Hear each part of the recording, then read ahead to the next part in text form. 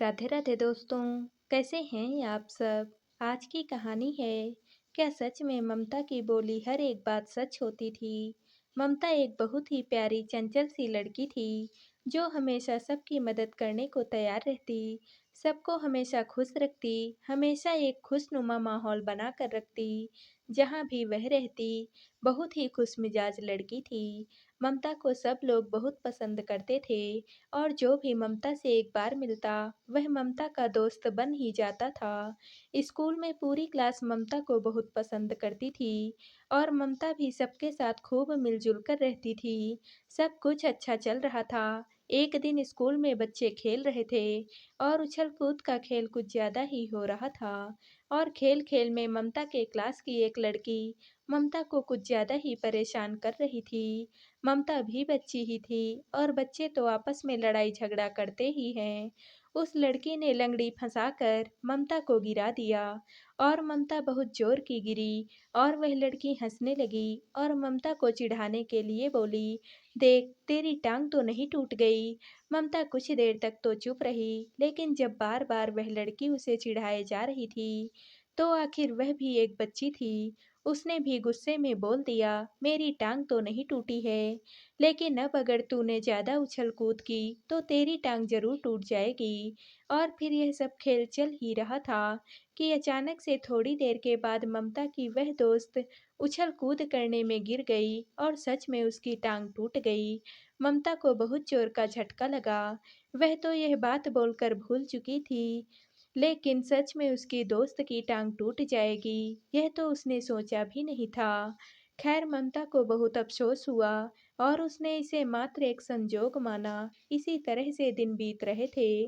फिर एक बार घर में ममता के पापा ने ढेर सारी मिठाइयाँ बनवाई थी, क्योंकि उन्होंने नई दुकान खोली थी, और उस खुशी में उन्हें पूरे गांव में मिठाई बंटवानी थी।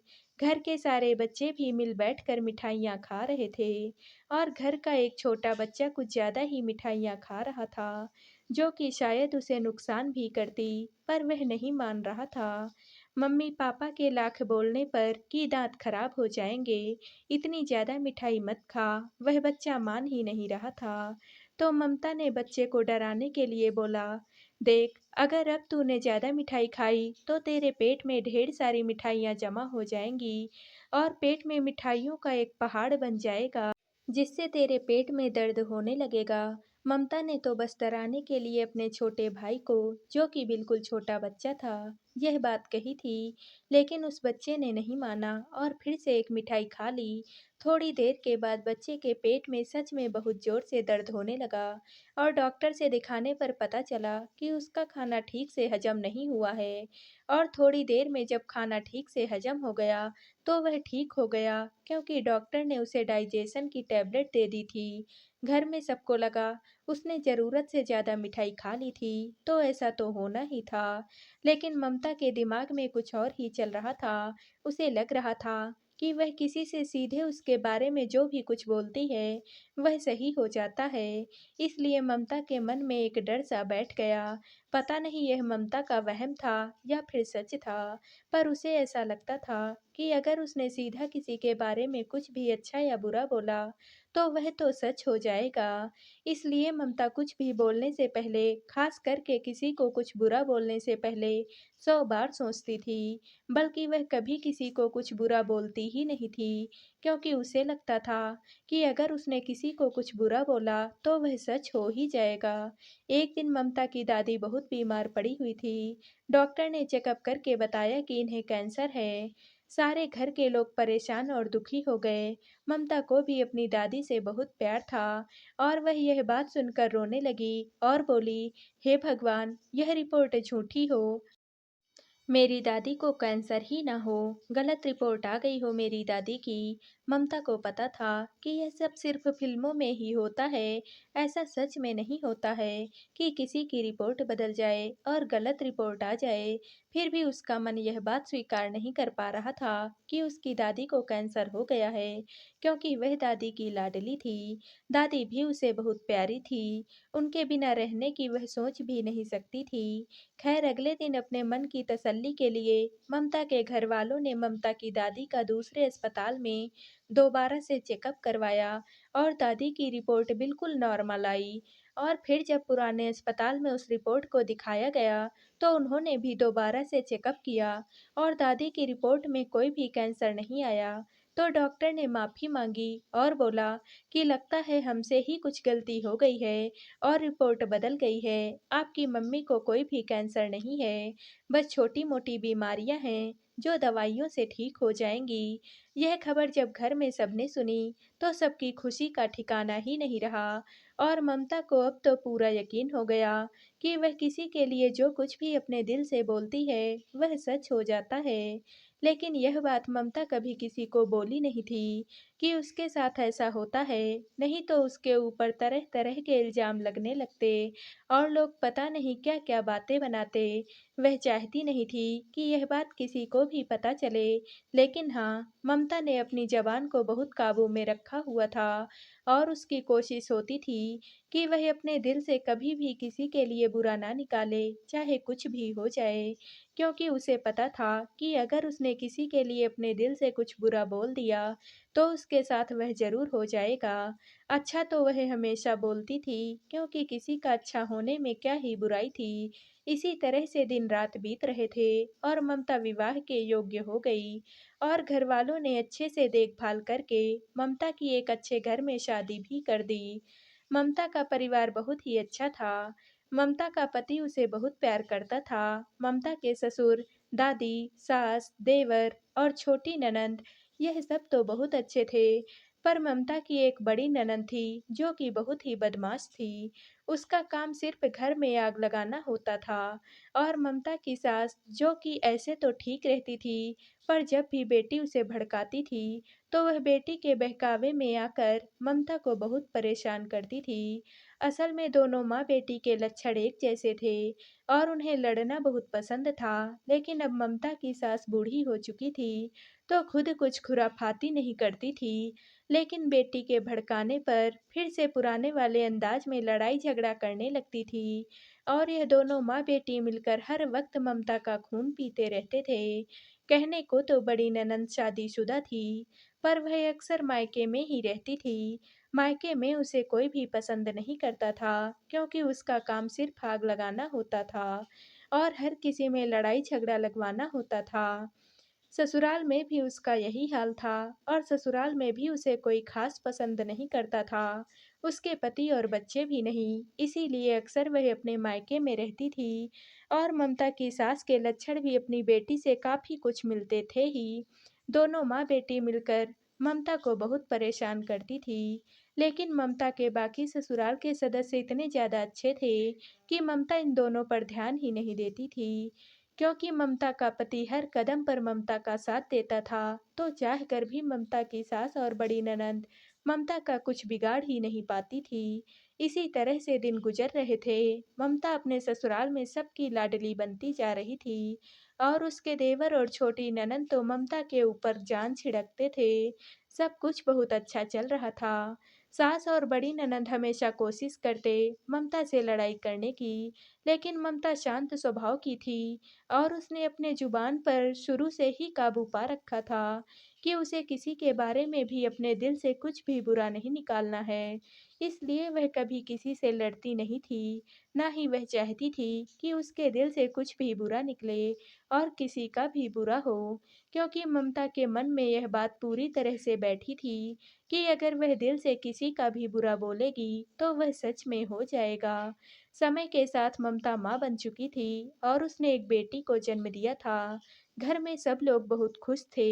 सास और ननंद ने एक दो बार ताना भी मारा था कि हुई भी तो बेटी, लेकिन ममता को इससे कोई भी फर्क नहीं पड़ता था, क्योंकि ममता की दादी सास, पति, ससुर, देवर, ननंद और खुद ममता बहुत खुश थे।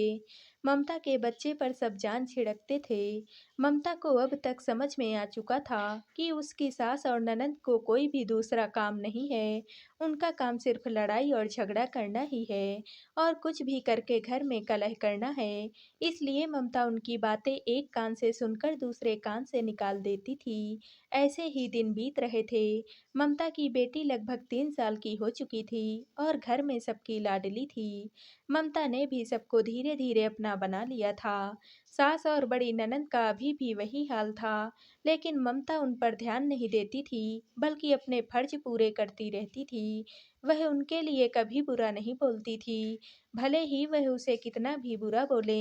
ममता ने अब दूसरा बच्चा करने की सोची और कुछ समय के बाद ममता ने दूसरे बच्चे को जन्म दिया। वह भी एक बेटी थी।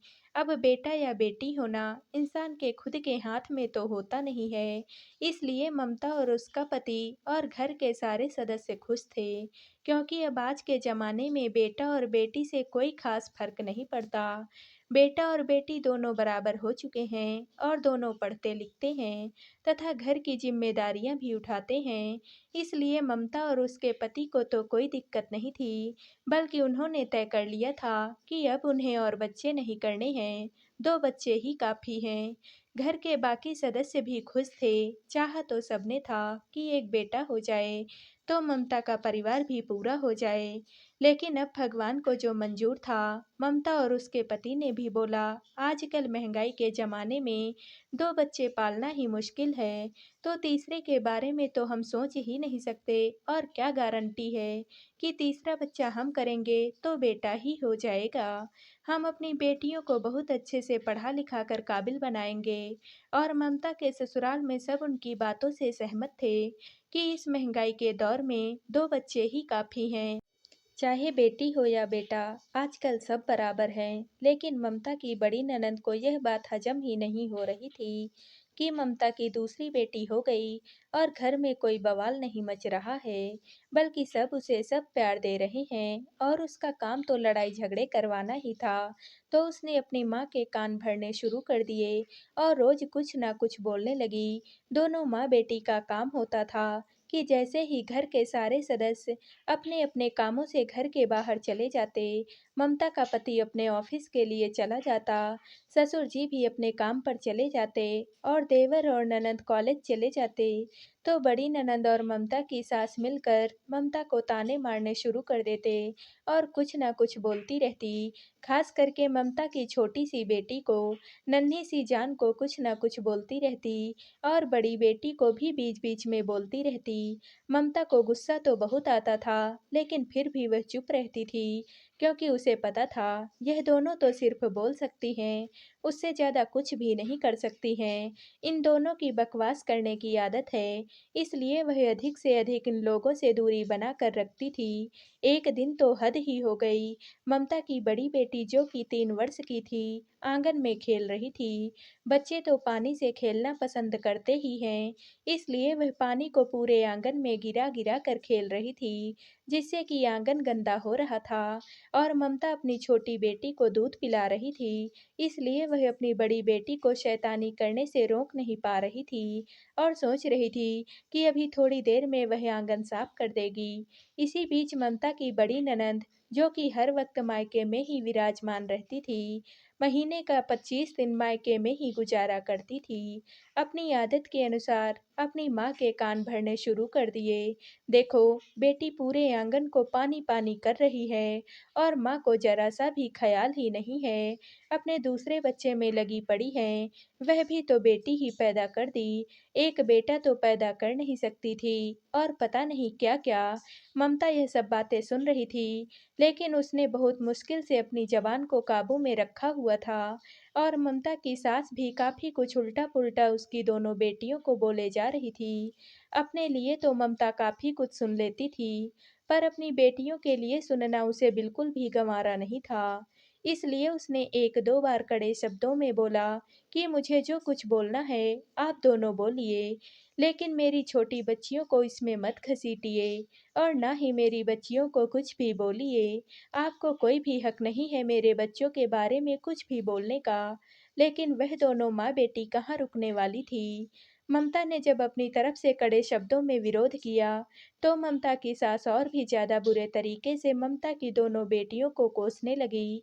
ममता को बहुत ज्यादा गुस्सा आ रहा था, लेकिन उसने अपनी जुबान पर काबू रखा हुआ था और बोलते बोलते ममता की सास इतना नीचे गिर गई कि उन्होंने बोल दिया, एक बेटा तो पैदा कर नहीं सकी, छाती पर मूंग दलने के लिए एक और बेटी ला कर रख दिया। इससे तो अच्छा हो तेरी यह बेटी मर जाए।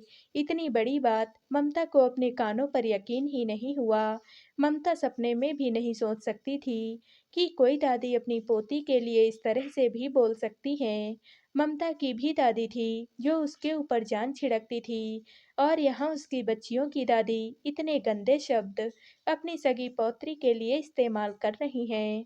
ममता को यकीन नहीं हुआ और ममता बर्दाश्त नहीं कर पा रही थी इतने गंदे शब्द अपनी बच्चियों के लिए, ऊपर से एक दूध-मुंही बच्ची जिसे अभी धरती पर आए कुछ दिन ही हुए थे, 1 महीना भी पूरा नहीं हुआ था। और ममता की ननंद खड़ी होकर हँस रही थी कि देखो, मैं अपनी माँ को कितना काबू कर सकती हूँ और वह तुम्हें और तुम्हारे बच्चों को कितना कुछ बोल सकती हैं। ममता को अपनी ननंद का चेहरा देखकर और ज़ोर का गुस्सा आया कि कितनी नीच औरत है यह, खुद भी एक माँ है और दूसरे की बच्चियों के बारे में ऐसे शब्द, और अपनी सास का चेहरा देखकर उसे और जोरदार गुस्सा आया। तब तक उसकी सास ने दोबारा से वही शब्द बोल दिए कि अपनी बच्ची को संभाल नहीं सकती तो भगवान से बोल दे कि तेरे बच्चियों को उठा लें, कम से कम दो दो बेटियों का बोझ तो इस घर से कम हो जाएगा। बेटा तो तू जन नहीं सकी। यह बात एक दादी अपनी पोतियों के बारे में बोल रही थी, जो कि खुद भी एक माँ थी और दो बेटियों की भी माँ थी, लेकिन अपनी जबान पर थोड़ा भी काबू नहीं था उसे। अपनी बच्चियों के लिए 2 बार ऐसे शब्दों को सुनकर अब ममता से भी बर्दाश्त नहीं हुआ और किसी भी माँ से बर्दाश्त नहीं होगा। और ममता को बहुत ज़ोर का गुस्सा आया और उसने गुस्से में बोला, मेरी बच्चियाँ क्यों भगवान के पास चली जाएँ? मेरी बच्ची तो इसी धरती पर रहेगी और सुखी रहेगी, सही सलामत रहेगी और अपना पूरा जीवन हँसी-खुशी में ही बिताएगी। इतना ही आपको बोझ लग रहा है, तो आपकी यह लाडली बेटी ही भगवान के पास चली जाए तो ज़्यादा अच्छा रहेगा ना। इस धरती पर से एक बोझ तो कम हो जाएगा। अपना तो ससुराल संभाल नहीं पा रहा है और मायके को बिगाड़ने के लिए चली आई हैं। ममता बहुत गुस्से में थी क्योंकि बहुत ही गंदे शब्द उसकी सास ने उसकी बच्चियों के लिए बोले थे और आज उसने अपनी जुबान पर काबू खो दिया था और उसने यह शब्द भी अपनी बड़ी ननंद के लिए बोले, क्योंकि यह सब उसी का किया धरा हुआ था और उसे बहुत गुस्सा आ रहा था कि जब उसकी बेटियों के लिए उसकी सास ऐसे शब्द निकाल सकती हैं, तो वह उनकी बददिमाग बेटी के लिए क्यों ना बोले। और सीधी-सी बात है, किसी भी माँ के बच्चों के लिए कोई गलत बोलेगा, तो कोई भी माँ बर्दाश्त नहीं करेगी, यह बात स्वाभाविक है। गुस्से में यह सब कुछ बोलकर ममता अपने कमरे में चली गई, अपने दोनों बच्चों को लेकर और ज़ोर से दरवाज़ा बंद कर लिया। ममता ने पहली बार अपनी सास और बड़ी ननंद को जवाब दिया था, वह भी इस अंदाज में।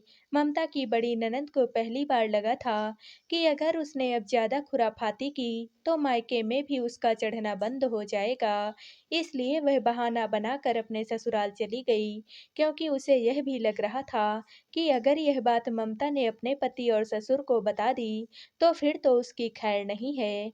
और ममता की सास को भी यह बात पता थी कि अगर ममता ने यह बात घर में बोल दी तो सब उसकी और उसकी बेटी की अच्छी खबर लेंगे, इसलिए वह भी चुपचाप से अपने कमरे में चली गई। और यह तो शुक्र था कि ममता की दादी सास को कम सुनाई पड़ता था, इसलिए उन्होंने कुछ सुना ही नहीं, नहीं तो वह तो उसी वक्त घर में तांडव मचा देती। ममता की सास ने सोचा, अब कुछ दिन चुप रहने में ही भलाई है, ताकि यह बात यहीं खत्म हो जाए। और उसे ऐसा भी लग रहा था कि उसने सच में कुछ ज़्यादा ही बोल दिया है अपनी बेटी के बहकावे में आकर के। और आज ममता ने जब पहली बार जवाब दिया तो उसे यह भी एहसास हो गया था कि जो बहू आज तक जवाब नहीं देती थी, आज उसने हद कर दी तो उसे जवाब देना भी पड़ा। खैर इसी तरह से कुछ दिन बीत गए और यह बात लगभग तक सब भूल गए। यह बात वैसे भी किसी ने सुनी नहीं थी, सिर्फ ममता, उसकी बड़ी ननद और सास ही जानते थे। और ममता की सास और ननद तो यह बात भूल भी चुकी थी कि ममता ने क्या कहा था। लेकिन ममता के मन में यह बात कहीं न कहीं थी कि उसने गुस्से में आकर के अपने दिल से ऐसी बात निकाल दी, जो वह कभी किसी के लिए नहीं निकालना चाहती थी। और ममता को भी बहुत डर लग रहा था कि सच में कुछ ऐसा ना हो जाए। लेकिन ममता ने सोचा, अगर कुछ ऐसा हो भी जाता है तो इसमें उसकी क्या गलती है। उसने जानबूझकर तो कुछ भी नहीं बोला और ना ही उसके बोलने से उसकी ननद को कुछ हो जाएगा। दुनिया की सच्चाई यही है कि जिसका जितने दिन का जीवन होता है वह उतने दिन ही इस धरती पर रहता है। और ममता अपने दिल से यह बात निकालने लगी। 1 महीना बीत चुका था और ममता की बड़ी ननद इस बीच एक बार भी मायके नहीं आई, क्योंकि वह भी समझ चुकी थी कि अब इस घर में उसकी दाल नहीं गलने वाली है, क्योंकि ममता का मुँह खुल चुका है। और जब ननद घर में नहीं रहती, तो सास भी शांति से रहती हैं, क्योंकि सारा कलह तो ननद ही अपनी माँ को चढ़ाकर करवाती थी।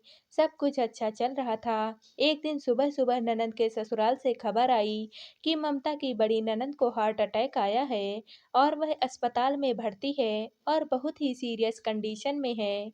डॉक्टर ने लगभग जवाब दे दिया है कि वह अब बचने वाली नहीं है, कुछ घंटे की ही मेहमान है। सुनकर ममता के ससुराल में सब लोग परेशान हो गए और तुरंत अस्पताल की तरफ भागे। ममता की सास तो बिल्कुल रोने लगी, मेरी बेटी को हार्ट अटैक कैसे हो गया, कहीं उसे कुछ हो ना जाए। और सब लोग अस्पताल की तरफ जा चुके थे। ममता की 2 छोटी-छोटी बच्चियाँ थीं और एक तो बिल्कुल 1.5-2 महीने की ही थी, तो वह अस्पताल नहीं गई, क्योंकि वह 2 छोटे बच्चों को लेकर कहाँ जाती। लेकिन ममता के दिमाग में यह बात आ गई कि उसने उस दिन गुस्से में बोला था कि आपकी बेटी ही मर जाए, और उसे यह बात पता थी कि उसका बोला सच हो जाता है। ममता की ननद की सास अभी तो चल रही थी, लेकिन ममता को पता था कि वह नहीं बचेगी और ममता बहुत डर गई कि कहीं उसकी वजह से उसकी ननद को कुछ हो ना जाए। लेकिन ममता को पता था कि उसने जानबूझकर ऐसा नहीं किया था, उन लोगों ने उसे मजबूर कर दिया था ऐसा बोलने के लिए। लेकिन फिर भी ममता दिल की बहुत अच्छी थी और वह सीधा भगवान के मंदिर में गई और हाथ जोड़कर भगवान से बोलने लगी, ईश्वर, मैं जानती हूँ कि मेरा दिल से बोला सच हो जाता है, मैंने बचपन से ही देखा है। लेकिन उस दिन मैंने बहुत गुस्से में वह बात अपनी ज़बान से निकाल दी थी, क्योंकि उस दिन मैं बहुत ही ज़्यादा दुखी हो गई थी उन माँ-बेटी की बातों से। लेकिन जब मेरा गुस्सा शांत हुआ, तो मैंने कभी ऐसा नहीं चाहा था। मुझे बहुत अच्छे से पता है, ईश्वर, कि अब मेरी ननद नहीं बचने वाली हैं। लेकिन मैं आपसे प्रार्थना करती हूँ, अपने दिल से प्रार्थना करती हूँ कि हे ईश्वर, मेरी ननद को ठीक कर दीजिए, उनकी जान की रक्षा कीजिए। मैं नहीं चाहती कि मैं अपने सर पर यह इल्ज़ाम लेकर एक ग्लानि के साथ जिंदा रहूं और अपने आगे की जिंदगी गुजारूं कि मैंने किसी को कुछ बोल दिया और वह हो गया। नहीं तो मुझे ऐसा लगेगा कि मैं अपनी बड़ी ननद की जान ले ली है। ममता ने बिल्कुल दिल से भगवान से प्रार्थना की थी। पहली बात भी गुस्से में ममता के दिल से निकली थी और दूसरी बात भी ममता ने दिल से ही बोली थी। इसलिए कुछ समय के बाद शायद ममता की ननद मर जाती, लेकिन वह बच गई, क्योंकि ममता ने दिल से अपनी ननद की ठीक होने की प्रार्थना की थी और बोला था कि मुझे पता है वह ठीक हो जाएंगी, इस हार्ट अटैक से वह मरने वाली नहीं है, बल्कि अभी तो उनकी ज़िंदगी और भी बची है, क्योंकि उसे पता था कि उसका बोला हुआ सच होता है। खैर, अस्पताल में ममता की ननद की जान बच चुकी थी, पर डॉक्टर ने काफ़ी हिदायतें दी थी उन्हें आगे की ज़िंदगी जीने के लिए। सब लोग अस्पताल से घर आ चुके थे। ममता ने जब सुना उसकी ननद की जान अब खतरे से बाहर है, तो वह फिर से मंदिर में गई और भगवान के आगे हाथ जोड़कर बोली, हे ईश्वर, आपने मेरे ऊपर एक कलंक लगने से बचा लिया है। ममता को नहीं पता था कि उसके बोले से कुछ होता है या नहीं, पर उसके बचपन से आज तक का जो भी अनुभव है, उससे तो उसे यही लगता था कि यदि वह अपने दिल की गहराइयों से किसी के लिए कुछ भी शब्द निकालती है, तो वह सच हो जाता है। जैसे दिल की गहराइयों से उसने अपनी ननद की मौत की बद्दुआ दी थी और वह मरने के कगार पर थी और फिर से उसने अपने दिल की गहराइयों से ही उसके ठीक होने की दुआ की और वह ठीक भी हो गई। लेकिन एक हार्ट पेशेंट के रूप में ही उसे आगे की सारी ज़िंदगी गुज़ारनी थी। वह एक सामान्य जीवन नहीं जी सकती थी। खैर ममता की ननंद अब ठीक होकर घर पर आ चुकी थी और ममता भी अब शांत थी कि चलो उसे अब एक आत्मग्लानि के साथ आगे की जिंदगी तो नहीं जीनी पड़ेगी। इधर ममता की सास को भी आज वह दिन दोबारा से याद आ गया था जब उसने अपनी पोतियों के लिए मरने की दुआ मांगी थी। और आज जब अपनी बेटी की जान पर बात आई तो ममता की सास का कलेजा कांप गया था और उसे समझ में आ गया था कि अपनी संतान के लिए ये सब सोचकर भी कैसा लगता है। तो उसने किसी और की संतान यानी कि अपनी बहू की संतान जो कि उसकी पोतियां भी थी, उसके लिए इतना बुरा बोल कैसे दिया। आज ममता की सास को अपनी गलतियों का एहसास हो रहा था और वह ममता के पास गई और ममता से बोली, बेटा मुझे माफ़ कर दे। उस दिन मैंने तेरे बच्चियों के बारे में बहुत ही बुरा बोला था। मैंने बस गुस्से में बोल दिया था और सोचा भी नहीं था कि यह मैं क्या बोल रही हूँ। लेकिन आज जब मेरी बेटी की जान पर आफत आई, तो मुझे समझ में आया कि अपनी बच्चियों की जान एक माँ के लिए क्या होती है।